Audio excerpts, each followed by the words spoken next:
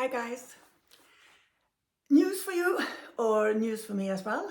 It's a long time since I ran a trance class, and next year I will starting up one over Zoom for 8 times, 3 hours each, and I'm really looking forward to it. And a lot of people know my history of trance.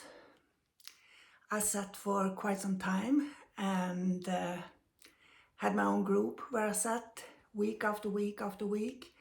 I don't know how many trance courses I've done back in the day. I worked with my ex-husband who was a trance medium, trance healer, and I also saw the fraudulent within it. So I have quite a lot of experience with it, and I think it took me about 7 years before I opened my mouth.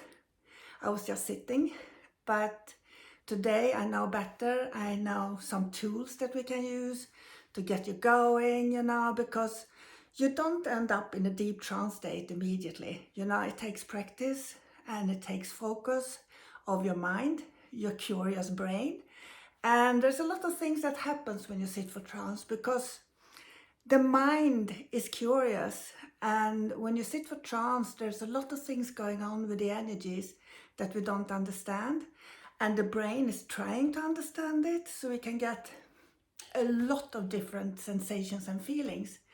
And also a lot of things that is important that I noticed over the years with students, and that is the first time they actually feel a proper blending with the spirit world and they actually become that man or woman from the other side.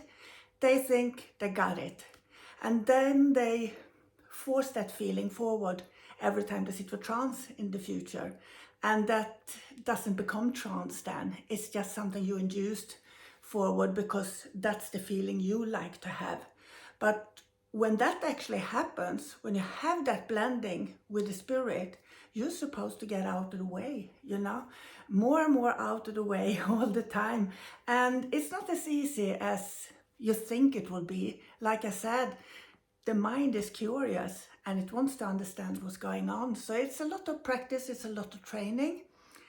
And a lot of the trance work in the beginning is actually from your soul, your own mind, and also your higher self maybe, and your own spirit, and then the spirit comes in and you allow yourself to drift away, and they actually take control of your mind and your subconscious if you allow it.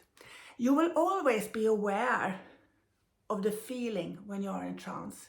Even if you are in deep trance, you might not remember anything when you're coming back, but you definitely have a feeling while you're sitting for trance. So there's no use for a medium to say, I don't take responsibility for what's happened because I was gone, I was in the graveyard. Well, hell no, you always have responsibility for what you're doing, and you will definitely have a feeling if something is beautiful, and if it comes from the spirit, it will always be beautiful. It will not be about you as an instrument for that world. It will not be psychic readings, and they will never insult anybody. It will be beautiful and pure love.